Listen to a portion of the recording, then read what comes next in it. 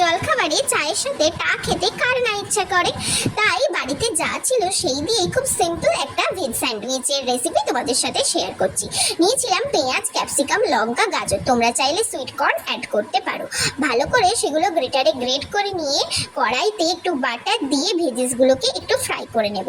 দিয়েছিলাম নুন, একটু স্বাদ মতন গোলমরিচের গুঁড়ো, অবশ্যই চিলি ফ্লেক্স এবং অরিগানো দিলে মন্দ হয় না। তারপরে সেই ভেজিসগুলোকে একটু মেয়োনিজ দিয়ে ভালো করে মাখিয়ে নিয়েছিলাম। মেয়োনিজ খাওয়া শরীরের পক্ষে ভালো না, তাই অল্পই দিয়েছিলাম। তোমরা চাইলে বেশি করেও অ্যাড করতে পারো, বেশি করে দিলে আরও সুন্দর খেতে লাগবে।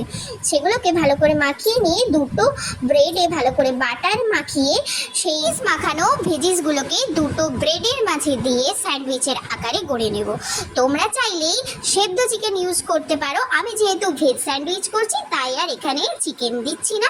আমারও একটা তাওয়া গরম করে সেখানে সামান্য বাটার দিয়ে সেটাকে ফ্রাই করে নেব। এরপর গরম গরম চায়ের সাথে ভেজ স্যান্ডউইচ অথবা চিকেন স্যান্ডউইচ সার্ভ করো। জানিও কিন্তু কেমন লাগলো। বাই।